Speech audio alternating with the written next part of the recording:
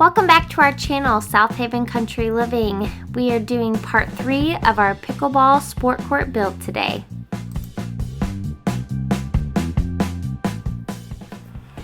Okay, part 3. We are working on a basketball hoop and some dry pour concrete around this little area so that we can add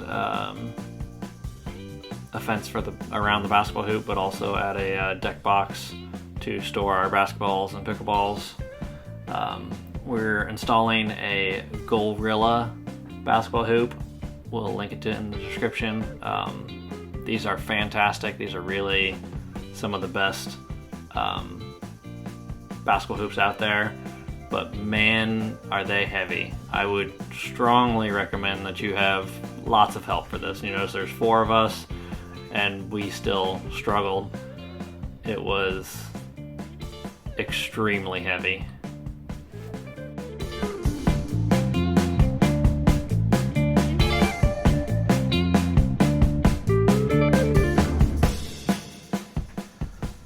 For this pad around the hoop, we are going with a dry pour. I've tried it a few times. I've had some mixed success. It's a lot less labor intensive. I'm very happy with that part of it. And it comes out pretty well. It looks pretty good most of the time. I've had a few issues with some blisters on the top where it cracks a little bit.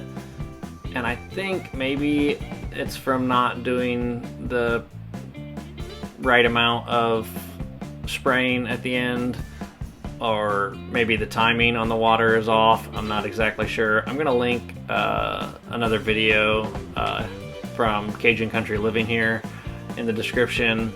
They are the ones that made this a popular method on YouTube, and I've seen them do some very great slabs this way.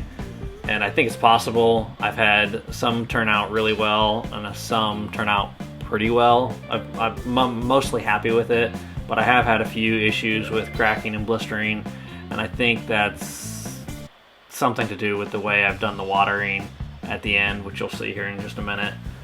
But definitely don't discount it completely. It's worth considering, but it's also worth noting that there can be issues with it. I've never had any issues with how a wet pour has come out. They've all been nice and sturdy for me, and no blisters, no cracking, but it's also a lot more work.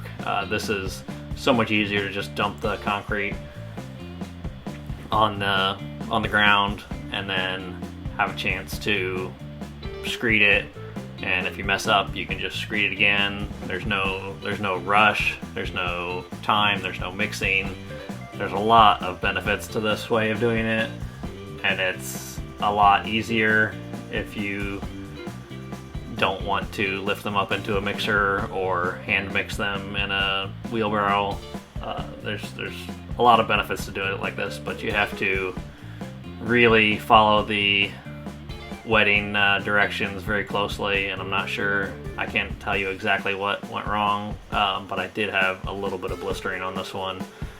It's really not that big a deal. It still is a nice little concrete pad, and it holds our deck box just fine, but just sort of giving both sides of it. We'll link Cajun Country Living in their videos in the description.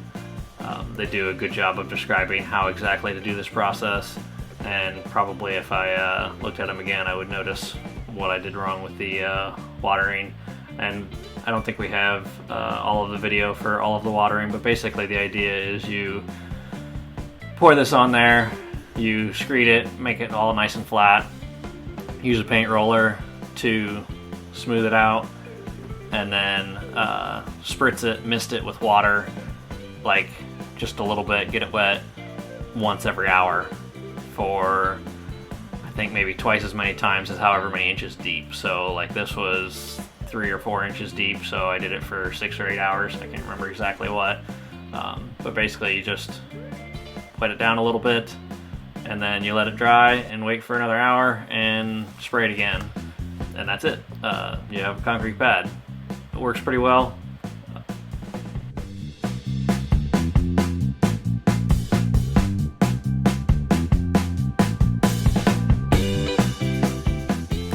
really love having the storage box down at the court. Also, don't forget to subscribe. For part 4 of our build, we are going to be showing you our fence and the lights.